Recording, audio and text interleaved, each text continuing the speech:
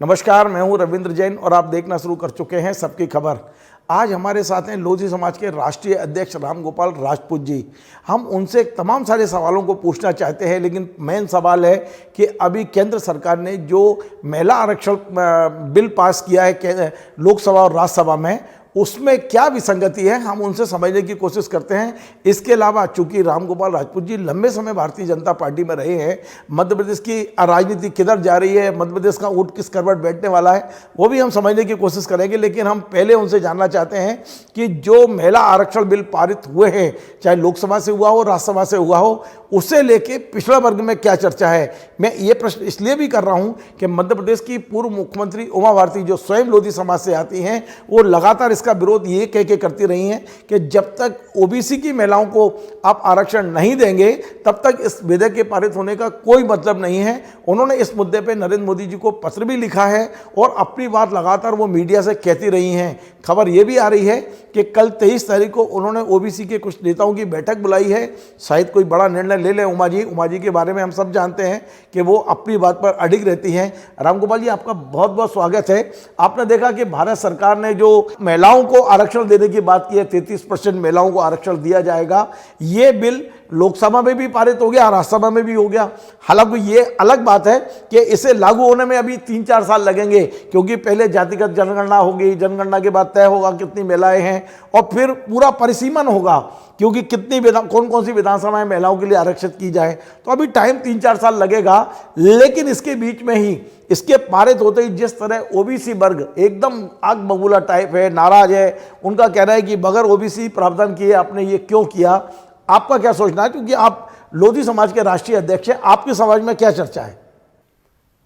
33% जो आरक्षण हुआ है महिलाओं के लिए, ये देश में बहुत सराहनीय कदम है। किंतु इसमें एक बहुत बड़ी विसंगति ये है कि देश में 52% ओबीसी के लोग निवास करते हैं और इसमें ओबीसी के बगैर प्रावधान किए हुए ये आरक्षण लागू जो किया गया है, ये बिल्कुल सही नहीं है।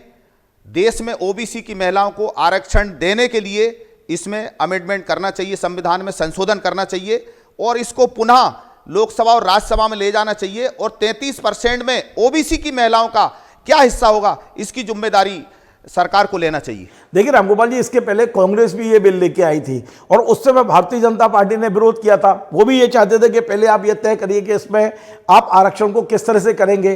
और केवल भारतीय जनता पार्टी ने नहीं, बल्कि कांग्रेस के जो सहयोगी दल थे, चाहे वो लालू यादव हों, मुलायम सिंह जी हों, इन्होंने भी खुल के विरोध किया था। उनका कहना था कि पहले आप आरक्षण की बताइए कि इनमें से जो आप 33% महिलाओं को आरक्षण दे रहे हैं, उनमें कौन महिलाएं होंगी, किस समाज की होंगी।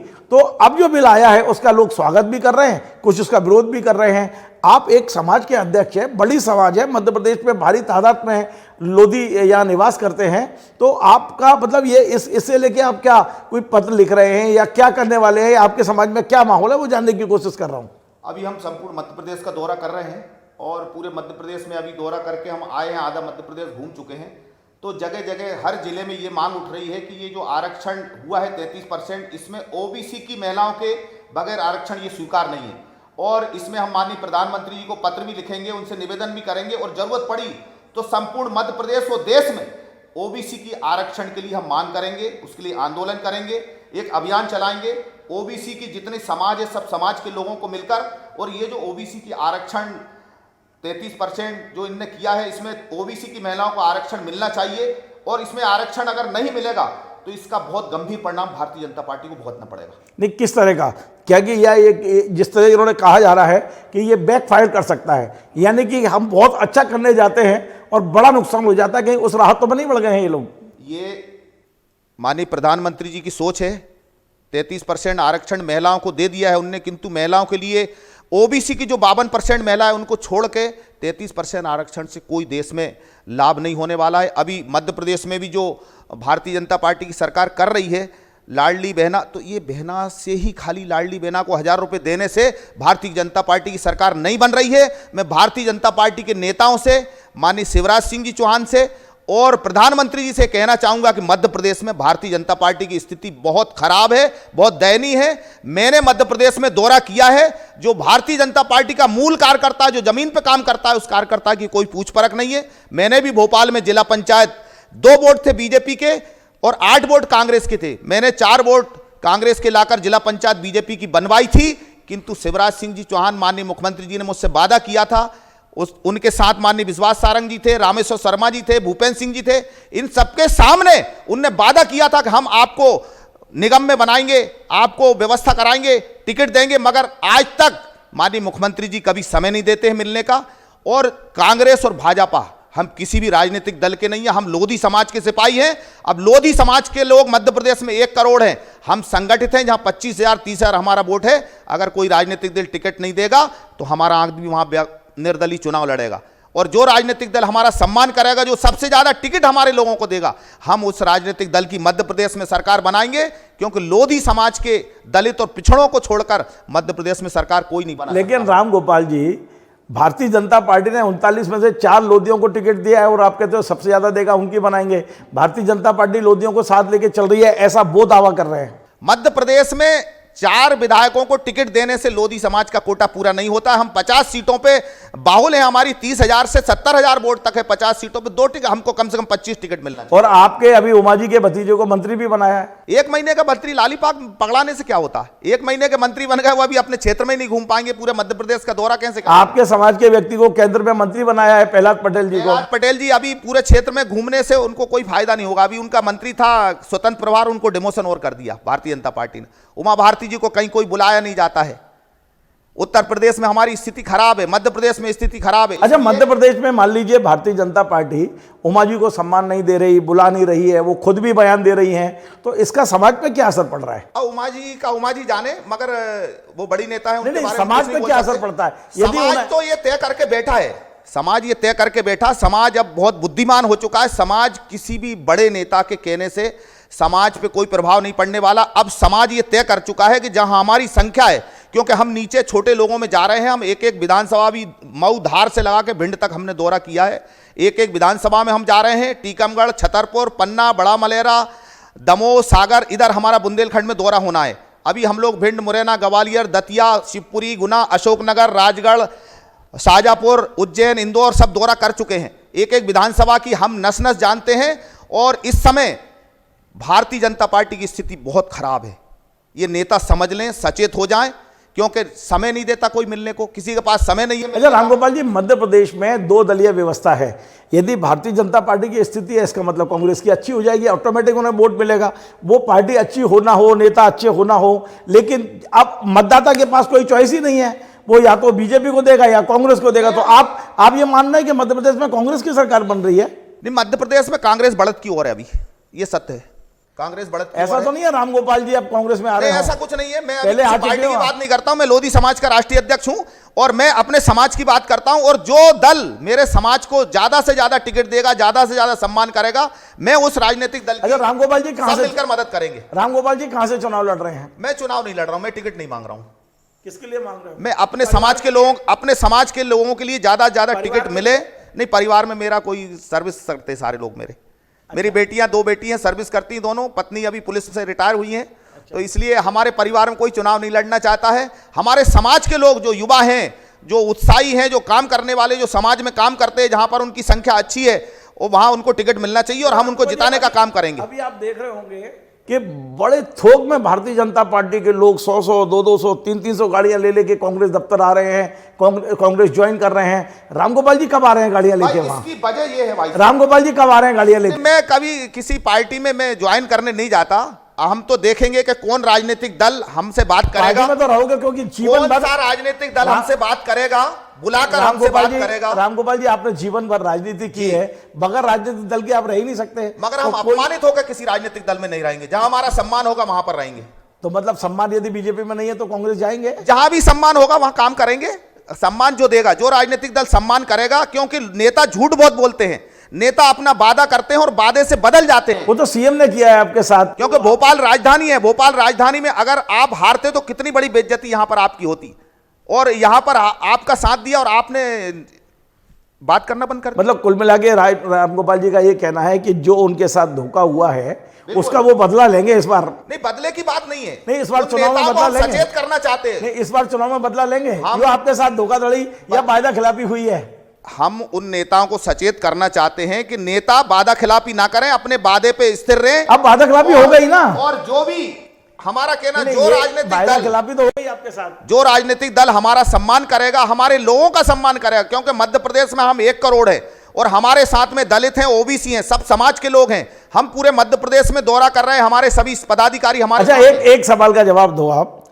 यदि रामगोपाल जी कांग्रेस में आते हैं, मैं काल्पनिक सवाल पूछ रहा हूं, तो भारतीय जनता पार्टी को भोपाल में कितना नुकसान होगा? क्योंकि यह माना जाता है कि भोपाल की सभी सीटों पर भारतीय जनता पार्टी बहुत मजबूत है, उत्तर को छोड़ के। उत्तर में भी अब आलोक को लेके आए हैं, तो वहां भी मानते हैं कि बहुत मजबूती है। यदि रामगोपाल जी ने छोड़ दी तो भोपाल में क्या सीन बनेगा? मैं तो एक बहुत छोटा सा कार्यकर्ता हूं, मेरे छोड़ने से, आप राष्ट्रीय अध्यक्ष हैं, मेरे छोड़ने से कोई फर्क नहीं पड़ता है। मैं समाज का राष्ट्रीय अध्यक्ष हूं, पर मेरा समाज जहां पर जाएगा मैं वहां जाऊंगा निश्चित तौर पे।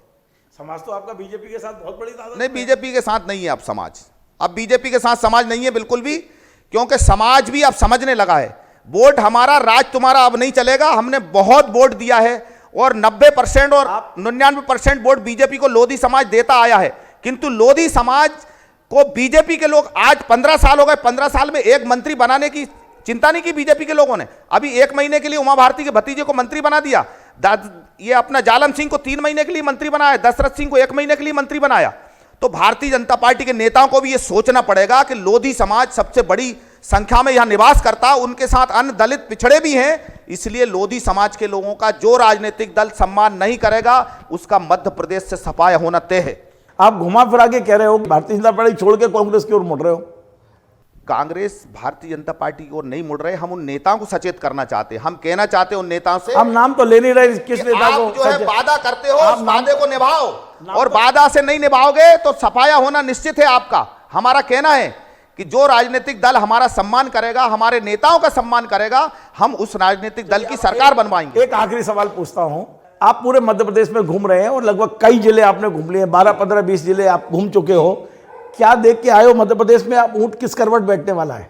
मध्य प्रदेश में देखिए, महत्वपूर्ण बात तो यह है कि अभी टिकट वितरण जो होगा उस पर बहुत कुछ डिपेंड होगा। अभी तो फाइट चल रही है, कांग्रेस और बीजेपी है, बीच में आप पार्टी भी यहां पर सक्रिय हो चुकी है, समाजवादी है, बीएसपी, सभी लोग तैयारी में है। किंतु मेरा यह कहना है टिकट वितरण पे, टिकट में जो बाजी मार ले जाएगा, अच्छे टिकट जो वितरण करेगा उसकी सरकार बनेगी, और उसमें हम भी थोड़ा घी डालने का काम करेंगे। आप घी किसकी ओर से डाल रहे हो? अब हम विचार करेंगे। कौन से उसमें घी डालोगे? अभी हम विचार करेंगे, अभी हमने तय नहीं किया है, अभी हमने तय नहीं किया किस राजनीतिक दल की हम सरकार बनवाएंगे। लेकिन पूरे इंटरव्यू में आपकी नाराजगी तो बीजेपी से दिख रही है। नहीं, ऐसी नाराजगी नहीं है, पर देखिए अपने घर में या परिवार में रह के हम अपनी बात कहें तो ये नाराजगी नहीं होती। नाराजगी नहीं, मीडिया में आगे कह रहे हो आप बताना। बिल्कुल बिल्कुल, हमारा कहना है भारतीय जनता पार्टी के नेताओं से कि आप सुन लीजिए, आप अपने कान खोल लीजिए बहुत अच्छे तरीके से, क्योंकि भारतीय जनता पार्टी के कार्यकर्ताओं का आप बिल्कुल अपमान कर रहे हैं, बिल्कुल पूछ नहीं रहे हैं। नेता सीधी बात नहीं करते, नेता आस्तीन चढ़ा के रहते हैं, कड़क बात करते हैं। इसलिए मैं कह रहा हूं भोपाल में भी भारतीय जनता पार्टी को बहुत दिक्कत आने वाली है, और सबसे बड़ी दिक्कत हुजूर विधानसभा में भी आने वाली है। मेरा खुला खुला आपको शब्द है, मैं 2 बार जिला परिषद का चुनाव जीता हूं, अभी भी जिला पंचायत का चुनाव रिकॉर्ड वोटों से हम जीत करके आए, जमानत जब्त कराई हमने, 2 बार जिला पंचायत जीते और सामने वाले सभी प्रत्याशियों की जमानत जब्त कराई है। इसलिए मैं आपसे निवेदन करना चाहूंगा कि आप अपने आंख कान सभी खोल लीजिए। भारतीय जनता पार्टी के नेता और अपने जो कार्यकर्ता है, छोटे कार्यकर्ता है, जमीनी कार्यकर्ता है, उनको भी आप अच्छे से पूछ परख कर लीजिए। और कांग्रेस के नेताओं से भी मेरा कहना है कि आप भी ज्यादा ओवर कॉन्फिडेंस में चल रहे हो, भारतीय जनता पार्टी की बहुत भीड़ आ रही है, यह मत सोचो। नहीं तो भारतीय जनता पार्टी और कांग्रेस अभी ये मत सोचो कि हम जीत रहे, जिस ओर हमारा बोर्ड जाएगा उसको हम जिता के ले जाएंगे और सरकार उसकी बनाएंगे, ये मध्य प्रदेश में निश्चित तौर पे तय है। चलिए, बहुत बहुत धन्यवाद। तो ये थे रामगोपाल, भारत माता की जय। ये थे रामगोपाल राजपूत जी, बड़े जोशीले उनके विचार आपने सुने हैं। यद्यपि हम बात करना चाहते थे महिला विधेयक पर, और उन्होंने अपनी बात बड़ी स्पष्ट तौर पर कही भी है कि महिला विधेयक तो आ गया, उसके लिए ठीक है, लेकिन जो प्रावधान होना चाहिए यदि वो प्रावधान नहीं किए गए तो इसका होना ना होना बराबर है, और बड़ा भारी विरोध करने की बात भी उनके समाज के बीच में से उठ रही है। इसके अलावा उन्होंने संकेतों में ये भी कह दिया है कि भारतीय जनता पार्टी के कार्यकर्ता इस समय हताश और निराश है, घर बैठा है। यदि समय रहते पार्टी के नेताओं ने यदि उन्हें मनाने की कोशिश नहीं की तो एक बड़ा नुकसान भारतीय जनता पार्टी का होगा। और इसी तरह की सीख वो कांग्रेस को भी दे रहे हैं, लेकिन अभी तक उन्होंने पत्ते नहीं खोले हैं कि वो कांग्रेस में जाएंगे या बीजेपी में। आपको हमारा ये कार्यक्रम पसंद आए, आप इसे शेयर करें, लाइक करें, कमेंट करें और आपसे बार बार निवेदन है हमारे चैनल को सब्सक्राइब अवश्य करें। धन्यवाद।